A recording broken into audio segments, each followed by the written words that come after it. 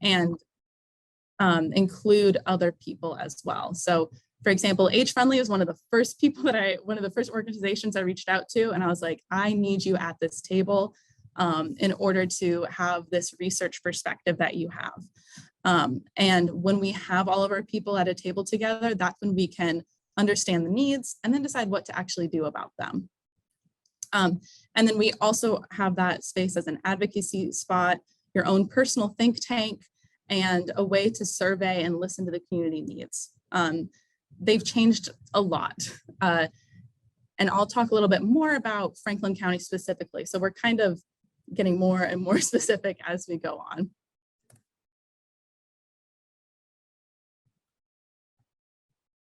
Yes, okay. So in order to engage the community in mobility management, each mobility manager has a community meeting. We call these transportation advisory committees, but as any mobility manager will tell you, that we all call them something different. They're TACs, but it's essentially, it's your community meeting. It's where people come to talk to you and tell you what's going on. And you need to make sure that your stakeholder groups are full of all of the right people and that it is a diverse group of people with different perspectives. You need your transportation providers, your transportation users especially. These are people that use the bus, that bike, that carpool, any form of transportation at all. You need social workers and service providers as well, people who are working directly with people that are making transportation plans and are helping people make those plans. And then you need older adults and people with disabilities especially too. You need people who haven't decided to take alternative transportation yet because you need to talk about what's going to get them there. Or if you're unable to, why not? Where are the gaps and how can we try to fill those also? These TACs are more than just a group. I don't know if you've ever had a meeting where you get into a meeting and you sit there and all you're doing is you're talking about all of the ways that a service is inadequate and you leave and you all feel very sad. But TACs are meant to be a spot where, yes, we can talk about like where we need to improve things, but also where we can take action at the same time. And that way we can really empower the people who have taken time out of their day to come to our community meetings to do something about the needs that we're seeing. We also present our plans to these TACs, right? Our strategic coordinated plans. We need public input on them. Not only is it like literally a requirement, but it also is very helpful to make sure that these are good plans that are going to last us. Our TACs review, revise, and advise. They do everything that helps us decide how to make this the best option for folks. We also go through and decide what strategies are important, what strategies aren't really important anymore. And then after we've selected and prioritized, create projects to achieve those strategies and then provide feedback. We recently launched a website called Go High Mobility that I'll talk about a little bit later, but my TAC was the first group that I brought this website to be like, what do you think? And I got immediate feedback. And it's really good to have that, hey, your website's not accessible enough, you need XYZ. And then being able to go, great, I'm going to go do XYZ. Because we're not going to be able to see all the things just as one person. And specifically, Franklin County's TAC, as my personal example, is called the Franklin County Mobility Advisory Committee. It's really long. I call it the FCMAC. So the FCMAC has only met, and this is a confession, has only met, I counted 5 times. So I started this position in January, and we have met monthly since February. And we have, in those first couple of meetings, we identified needs. We went through the plan and people were very clear about this is what we need. There's a lack of knowledge about resources in Franklin County. There's a lack of conversation around mobility planning. Christine talked about this a little bit earlier when they were talking about the underutilization of CODA, but also the fact that our public transit needed more accessible stops too, in order to get people to actually use those resources. There's also a need for late night transportation. During COVID, our public transit agency had to shut down their late night hours. And we had community members and service providers come to this FCMAC and say, this is really impacting our community. The fact that people cannot get a ride past 10 p.m. is hurting people, and we need to come up with an alternative, at least until that public transit agency can pick up those late nights again. And then we also learned, and I find this really valuable, current outreach methods for transportation aren't being effective. They are not reaching the right people, because what we're seeing is people either know everything they need to know about transportation and they're super well equipped, or they don't even know where to start. And so when you're not even seeing that spectrum of knowledge, you know that there's a gulf of knowledge that you need to help bridge. And then of course, we didn't just talk about what we need. After those first couple of initial meetings, we started to identify some action steps for us to start taking. One of the first ones is a subcommittee on late night emergency rides. So getting a focused group to think about this smaller issue. Well, it's a big issue, but so we're not taking up our general meeting time, focusing on one issue. Having a subcommittee is really helpful. And then we also have started on a mobility planning initiative.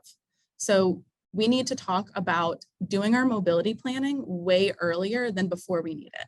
I'm currently collecting survey responses, and what I'm seeing over and over again is I drive, I don't need transportation, but I know that but I'll get there when I get there. When I need it, that's when I'll start planning. And we kind of want to do a shift in our mindset. That's not how we usually do emergency planning. Usually we plan for emergencies before they happen. And that's, I think, what we want to start doing with our mobility planning. And there were conversations about what we found ineffective about past outreach.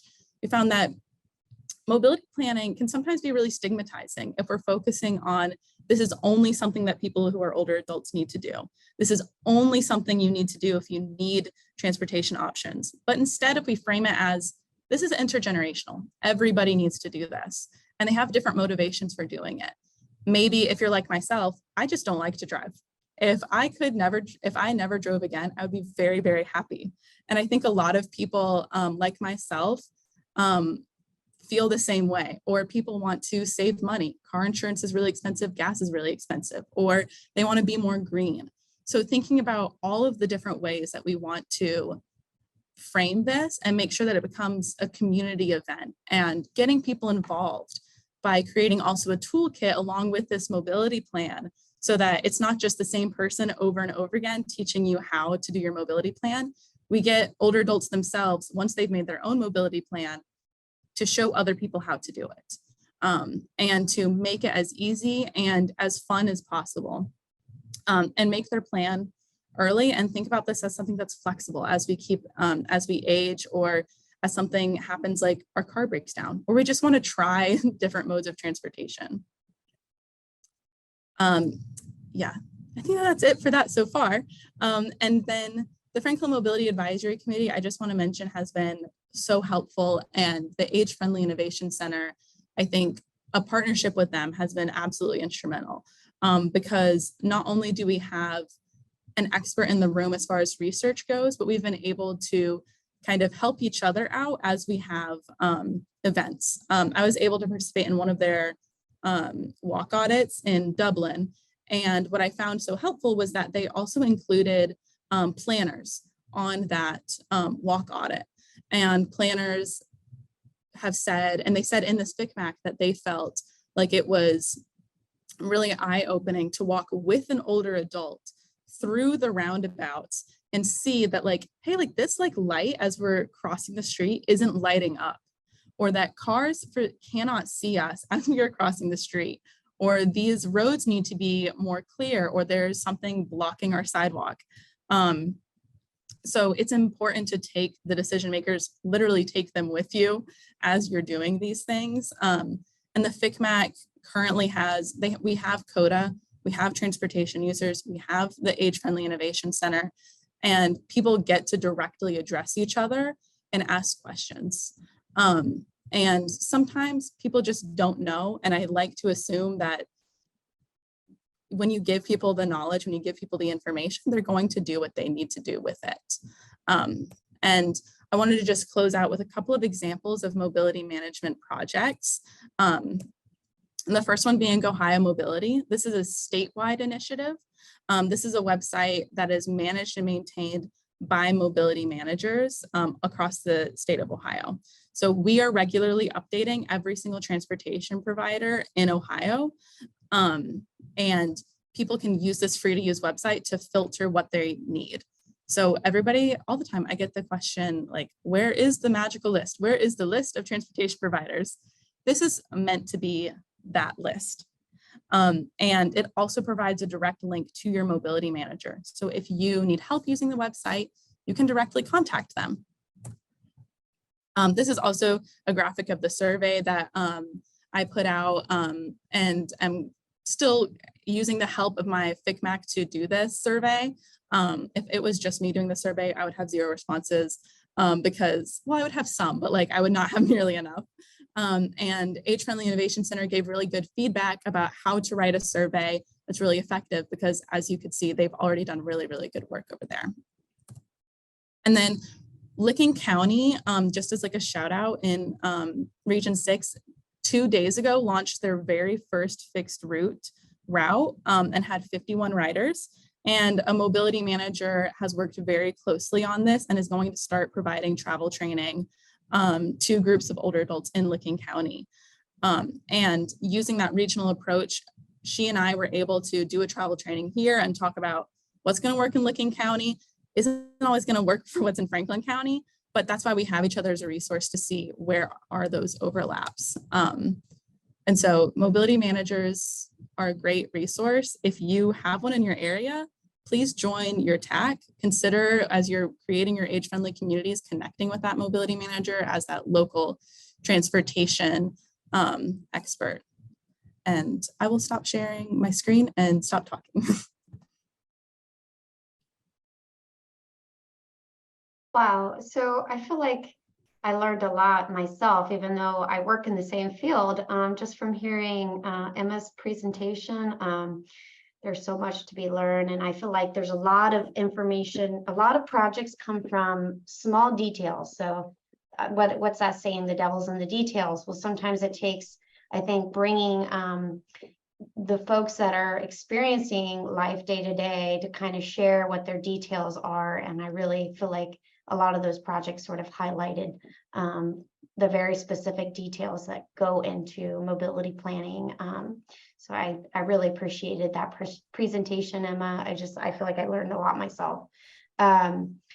So I think, Donna, we're moving on to our panel discussion. Am I correct at this point? We are, and I popped back in because I have a little confession to make. We had so much going on at the beginning. You might have heard the little voice of now recording, and we were so busy getting everybody on and welcoming everyone that the record button didn't get hit until later on.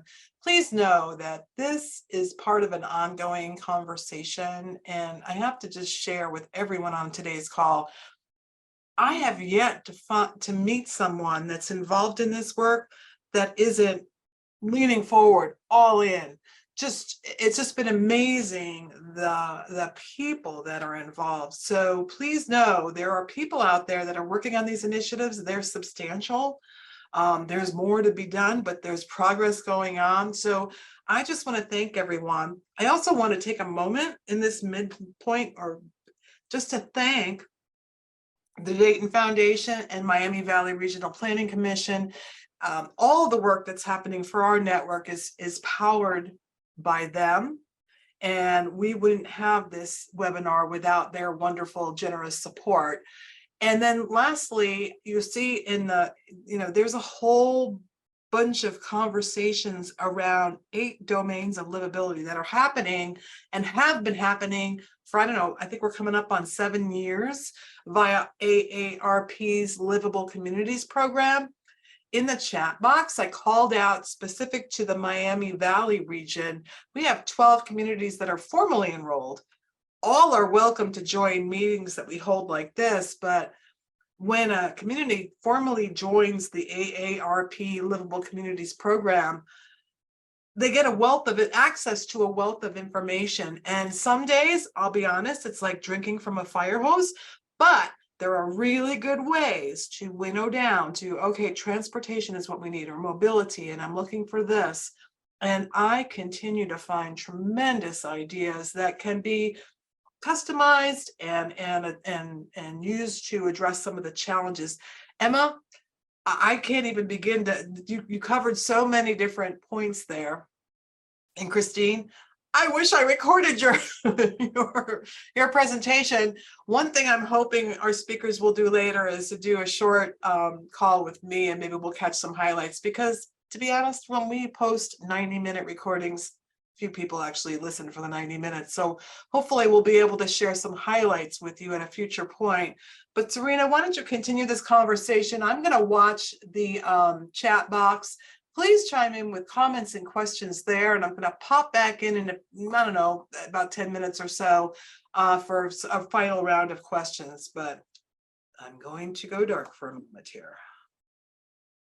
Thank you, Donna. I actually had a couple of questions, and I hope that it sort of ties in our two experts and how they work together. So the first question I had actually was with Christine. I think what the Age-Friendly Innovation Center is doing, engaging older adults and bringing in their voice into the planning effort is unique and powerful. And so I would love to hear kind of what your thoughts are of how to bring the older adults' voice into the decision-making process, which allows us to create transformational projects, and what you think others can do to sort of emulate aspects of that. Yeah, absolutely. I think we love nothing more than elevating the voices of the folks that stand to be impacted by the work that we're doing. And so I think, Marisa Sheldon, our director, who's also here today, her and I often talk about how our jobs are really only maybe possible to do to the capacity at which we do them here, in Columbus, because of the relationships that we've built. And so that's truly what makes all of this work possible. The fact that we know the people at the Central Ohio Area Agency on Aging and the Franklin County Office on Aging and other large departments, but we also know the people who are running the smaller programs, and then we know the older adults themselves. And so we work with a variety of community groups that meet and just, in a supportive role as they're really truly their groups, but continue to remain connected with older adults themselves on a day-to-day basis. And then it's about building that rapport so that when we say we have an opportunity and we'd love to hear your input, they feel excited to come. And then I think staying true to the return on that investment of time that folks are offering us, and making sure we're coming up with actionable solutions. And I think that really is kind of our little spot that we aim to always be in. And so I think it's really about just getting out there and having the opportunity to listen to, and then really leaving space, as I said, to be surprised. And I think, on the other side of that, Emma has just been transformational in the space that she's created through her committees to then connect with folks who are listening to older adults on a regular basis. And then, so there's really just a great stream of flow of information that has been created as Emma entered her role. I believe, in the similar realm that I'm, working with both of you, is a lot of our work is relationship building. It's building that trust, because you can't implement projects on your own. You need a lot of partners. You need to understand the problem and be tackling the right problems. You're only going to get that if you get out there and hear directly from the folks who are impacted, but you also want to build those relationships with partners who are willing to take some risks with you. All of the work we're doing doesn't mean that everything that we try is going to be successful. We may try several things, and maybe one of those things are successful, or a tenth of what we envision is successful, but people aren't willing to take risks with people that they don't have trusted relationships with. So I think a lot of this work really is building that platform, as you shared, to create relationships that allow projects to come to fruition and be successful. So I can really resonate with that. So my next question actually is for Emma. Emma, you did such a great job highlighting mobility management. I feel like when I took on my role and I heard the term mobility management, it was totally foreign to me, and I had no idea what that meant. And now I can't imagine a world without mobility managers, and how important they are to implementing transportation work and advocating for folks. So you did such a great job explaining what that is all about. But how do you find the role of mobility managers in implementing transformational projects? So where do you think mobility managers fit in creating projects and implementing projects? I think what I have really appreciated about mobility managers is the vast diversity of backgrounds that every mobility manager has had that I've met. I've never met a mobility manager that's maybe I have not met one yet. Isn't like I've spent my entire career in transportation. Usually mobility managers are people with a lot of lived experience that they bring to the table. They usually know their community really, really well. And they are the ones who are never in their office, constantly in community meetings, always going out and visiting people. And every mobility manager is different, right? I gave a very broad overview, but there's another mobility manager on this call, Shannon. She and I'm sure our day-to-day looks different because it's very responsive to the specific needs of our counties. And I think when it comes to innovating implementing creative projects, it comes down to being able to really have an idea of what is needed, but also kind of having that very I want to say intense, a focus on keeping it centered on the people using the transportation, right? We have one job, and that is to get people to where they need to go. And so we kind of get to be very focused and kind of walk this tight line of, I think, being advocates and also being community members.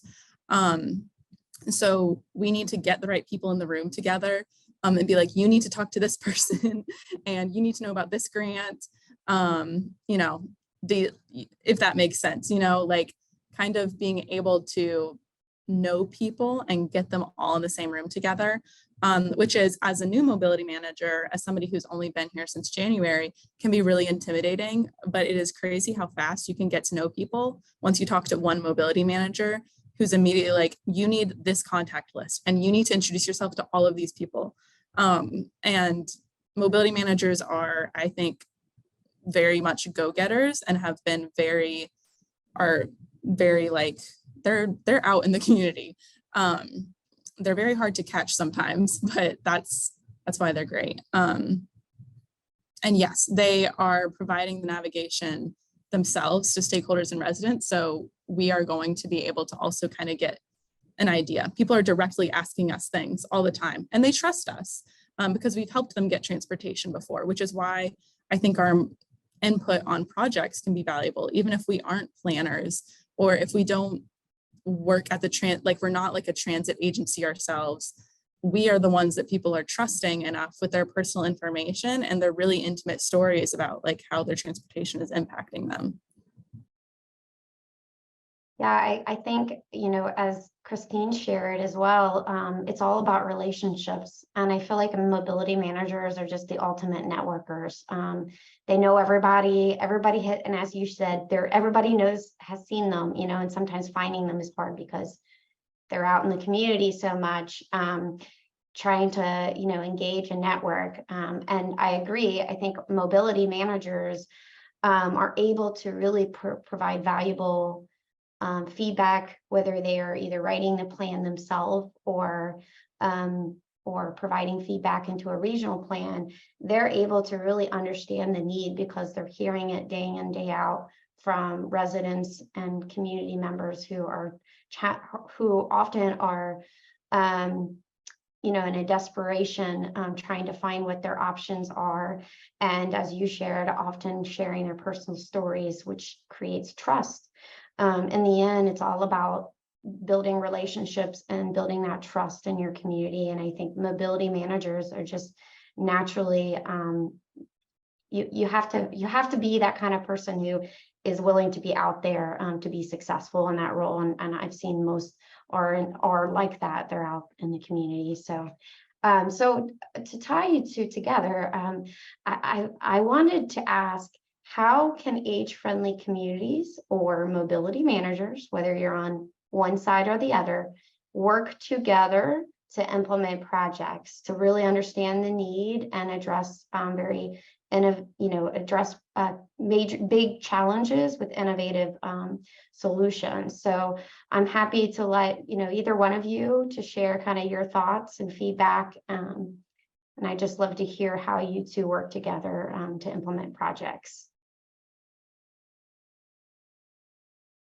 Emma, did you want to jump in, or would you like me to go ahead? I was just gonna say, I bother Christine all the time and I ask them their opinion.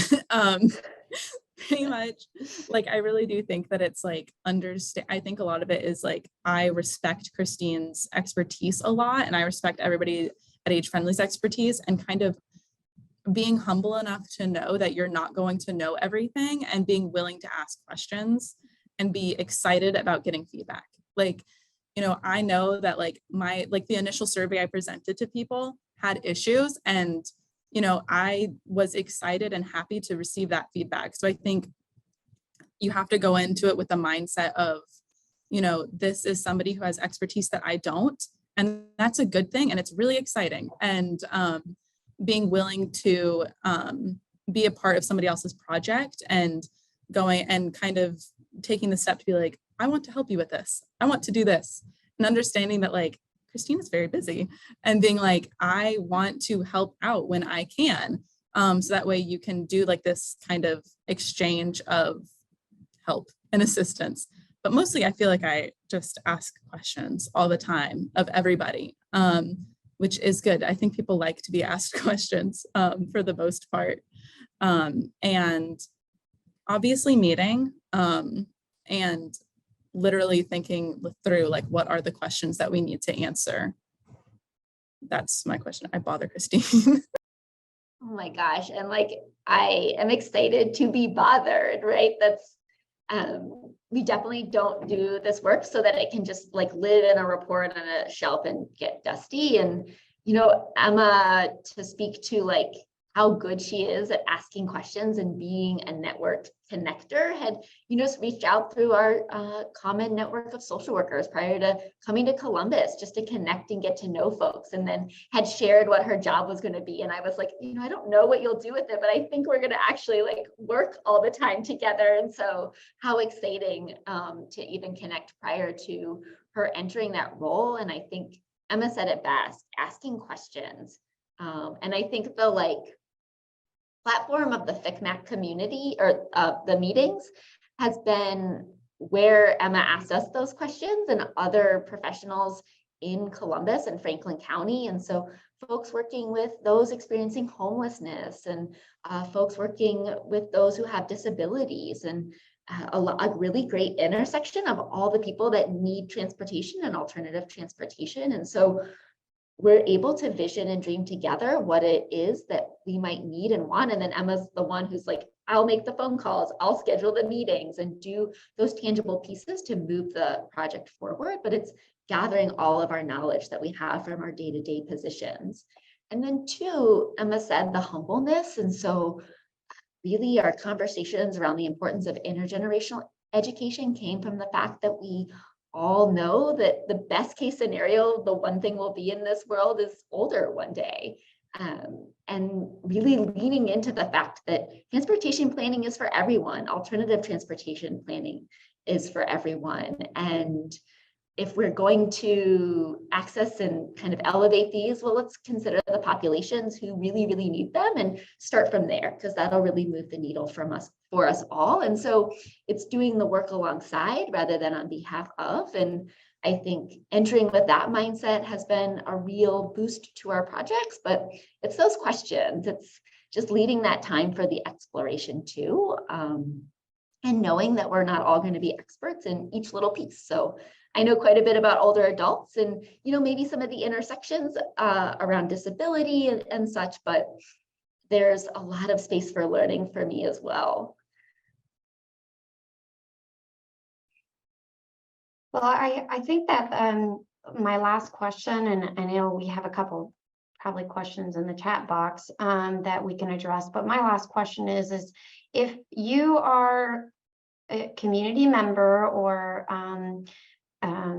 you know, somebody who sees a major challenge in your community and you're looking for a way to sort of share the challenge and try to be a part of a solution, how do you recommend folks join into that conversation, whether it's, you know, in your community, but across, you know, the state or in other locations? What are your recommendations of how people can get engaged? Ask questions. It's so funny because I think that it can be so intimidating to get involved. So I moved to Columbus in January for this job.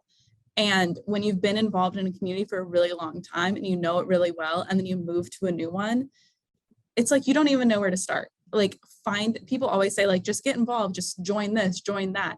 That can be really difficult. Like, speaking as somebody who recently just tried to do it, I pride myself on being involved in my community. And Christine said they can't do the work without knowing everybody. And it's hard to introduce yourself. And so I think part of it is like sitting down and thinking like, okay, I need a bus stop. And who do I contact? Do I contact the city? Do I contact the RTA? Do I contact my mobility manager? I would check first to see if you have a mobility manager. If you don't, honestly, it can be intimidating, but reach out to your local transit authority and be like, do you have public meetings? Google like CODA public meetings and it will come up, and join one of those and speak up.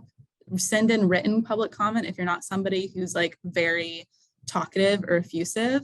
And once you do it a couple of times, you'll start to be recognized, for better or for worse, but you will be recognized as somebody who comes and contributes, and they will start to recognize you. You might get invited to things, but you have to make your voice heard by making those small steps first and doing some very intentional research about what are the organizations that are around you, do their missions and values align with yours, and then making that initial contact.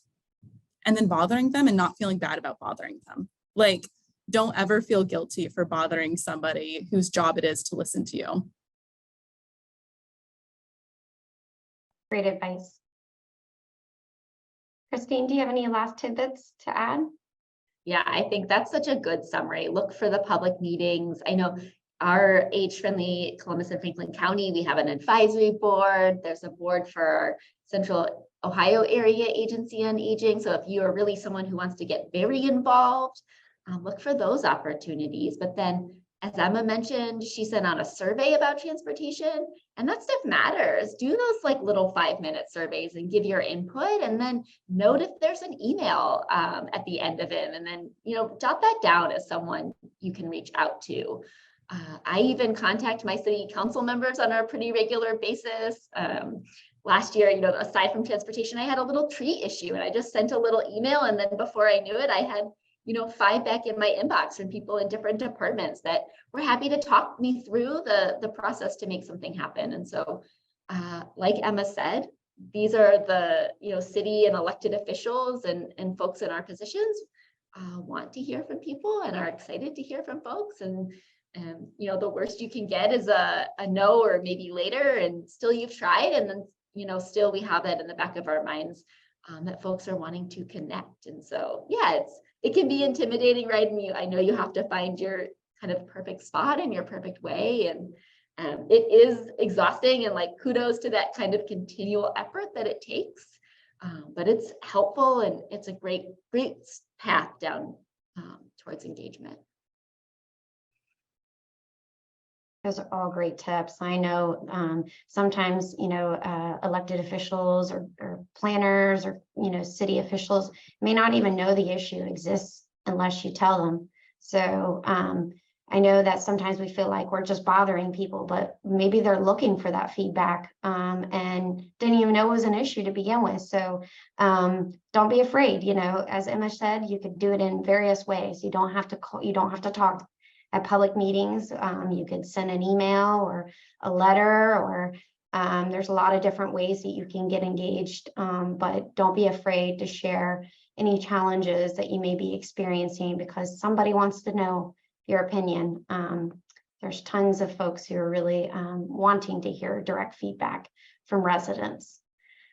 So Donna, do we have anything in the chat that we can discuss? Yeah, I think it's ongoing, and we're reaching, the one promise we always like to keep is ending on time. And I think we've addressed most of the questions, and to be candid, this is the start of a conversation. Some of you might have seen, I put in the chat box, we want to form cohorts, special interest groups where, is transportation the domain that you're focusing on? We want to host gatherings of 6-8 people where it's more interactive. We couldn't do that in today's forum. Today was kind of starting that conversation. So if you're interested, email me. And I'll be reaching out to everyone after this session, probably early next week, with a few next steps you might consider. I do want to take this time, well, on that feedback piece, Serena, and you've heard me hit this quote so many times, and feedback from residents is so important. And then we all have to be open to new ideas, because this landscape keeps changing. And what's that famous quote, Henry Ford? If I asked people what they wanted, they would have told me faster horses. So I think there also has to be this openness to new ideas within reason, and some good discussion to develop them and refine them. So hopefully today's session is the start, because transportation and mobility are huge issues. And I want to thank and applaud the incredible work going on and being championed by Christine Happel and Emma Strange.